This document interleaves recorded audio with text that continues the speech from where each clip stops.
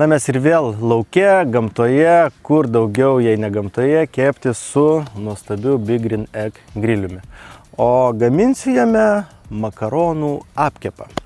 Tai bus toksai mišinys, taip vadinamo mac and cheese, lietuviškai tai makaronai su sūriu ir apkepo. Tai iš pradžių paruošim makaronus ir vėliau užkepsim juos. Na, kepsninė išties yra universali, tad galima daryti ir tokius dalykus.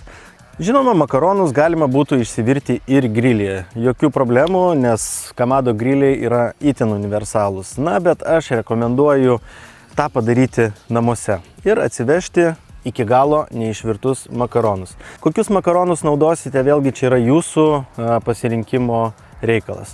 Aš naudosiu štai tokius storesnius rigatoni, nes į juos daugiau patenka padažo. Ir visuomet naudokitės rekomendacijom, gamintojo rekomendacijom, kiek virti makaronus. Juos reikėjo virti 12 minučių, tačiau aš viriau 10 minučių tam, kad jie dar išliktų standus. Vėliau jie užbaigs virimą ir prisisotins skonių, užbaigdami kepti grilyje. Į grilį įkaitus iki maždaug 180 laipsnių su tiesioginė kaitra jau įdedu kepimo indą, kad kol supjaustysiu daržovės, jisai spėtų įkaist ir galėčiau iš karto apkepti. Pirmiausia, smulkiai supjaustysiu vieną tokį nedidelį, na, galima sakyti, vidutinio dydžio svogūną ir 3 skilteles česnako. Tiesiog smulkiai supjaustau.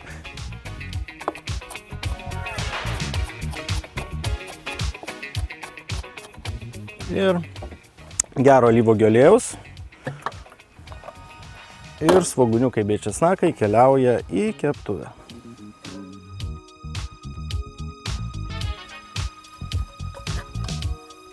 Kol čirška svogūnai su česnakėliu, pasipjaustysiu keletą gabaliukų virto kumpio. Virtas kumpis šiam patiekalui tiesiog suteiks daugiau skonio, intensyvesnio skonio, turtingesnio skonio. Tad jeigu jūs nieko prieš mėsą, tikrai nepatingėkit, suraskit ir įdėkit jo į šį patiekalą. Paliekame pakepti, na, kokias 1-2 minutės. Žiūrime, kad temperatūra nešokteltų per daug, kad nepradėtų viskas degti, nes tiek česnakas, tiek svogūnas turi savyje truputėlį cukraus, o cukrus, kaip žinoma, kaitroj pradeda karamelizuotis, truputėlį svilti. Kol prieisime prie sekančio žingsnio, aš taip pat pasipjaustysiu truputėlį poro. Poro reikėtų, na, tokio piršto dydžio gabaliuko, tos baltosios dalies ir supjaustysiu žiedais. Naudosiu labiau kaip prieskonį, ne kaip sudedamąją kažkokią dalį ženklę. Tad, na, reikėtų kokių 10 cm. Labai faina kepti taip tiesiog grilyje atsidarius, na, nuostabu.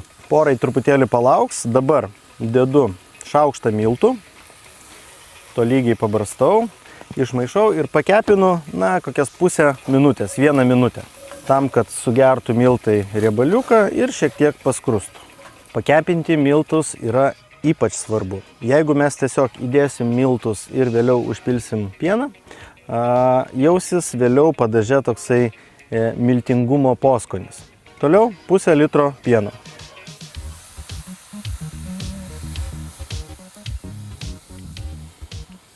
Ir maišom.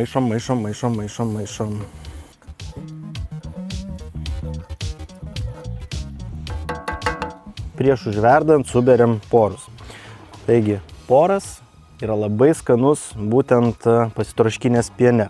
Tikrai nebūtina kepint, nes pakepinus jisai pasidaro toksai kaip popierius, kurį vėliau sunku sukramtyti. Tačiau išsitroškinės piene, prieš tai nepakepintas, jis būna tiesiog tirpstantis burnoje. Na, aš dažnai sakau, kad yra produktų, kurių ingredientų, daržovių, kurių žmonės nemėgsta. Sporai, svogūnai, česnakas. Tačiau viskas priklauso ne nuo daržovės, o kaip ją paruoši. Tad tikrai atkreipkite dėmesį, tarkim, kaip yra ruošiamas poras. Jeigu netyčia atrodo per tirštą, galite dar šliūkštelti truputėlį pieno. Taigi toliau sūris, daug sūrio. Turiu 200 gramų tarkuotos mocarelos, tiesiog dedu viską. Ir 100 gramų parmezano sūrio. Viso parmezano nededu, maždaug pusę. Dalį pasiliekam.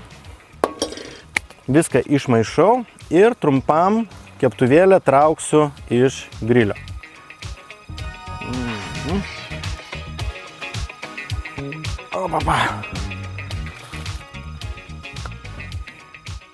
Makaronai, kaip ir minėjau, nedavirti iki galo. Ir tiesiog sudedu ir išmaišau su šito sūrio padažu.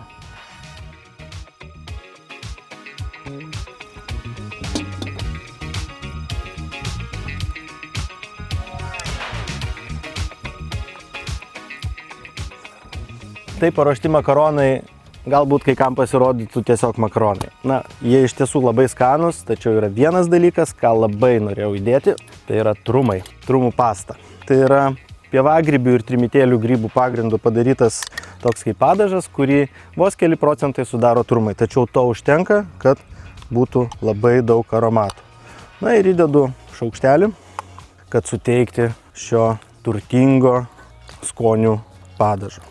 Na štai beliko paskirstyti ir keliausim atgal į grilį. Na, o dabar kepimas netiesioginėje kaitroje. Taigi įdėsiu ekflektorių ir taip šį keptuvėlę su paruoštu makaronų apkepu keps iki 180 laipsnių įkaitintame grilyje maždaug 10 minučių, kol skaniai paskrus viršus. Na, aš savo ruoštų norėčiau paprašyti jūsų, kad rašytumėt, atsiųstumėt kažkokių įdomių istorijų ar kažkokių įdomių receptų. Man iš tiesų labai įdomu, ką gaminat jūs. Man taip pat labai įdomu daug dalykų apie maistą, apie jo gaminimą, apie įrengimus, ką norėčiau paskatinti ir jūs, domėkitės, nes kartais galima atrasti išties daug įdomių dalykų. Na, tarkim, Big Green Egg kepsninės pasaulyje atsirado pačios pirmosios, o jų atsiradimo istorija yra gana įdomi. Iš tiesų, kamado kepsninės jau daug tūkstančių metų tiek Kinijoje, vėliau Japonijoje buvo naudojamos ryžių virimui, kitų patiekalų gaminimui. Ir Big Green Egg, kaip sakant, išradėjas, jeigu taip galima pasakyti, įkūrėjas, atsivežė idėją iš Japonijos. Tačiau buvo daug niuansų. Keramika buvo trapi, transportuojant jinai duždavo, kildavo daug nesklandumų ir taip toliau. Tad vėliau būtent Edas Fischeris pritaikė aeronautikoje naudojamą keramiką ir padarė šį grilį ypatingai patvarų. Taigi pasaulyje išpopuliarėjusios kamado kepsninės būtent prasidėjo nuo štai šių žaliųjų Big Green Egg kepsninių. Na, yra ir daugiau istorijų, tad užsukite į kepsninės.lt ir jas tiesiog paskaitykite, o jeigu nerasite tam laiko, pasistengsiu aš apie tai papasakoti.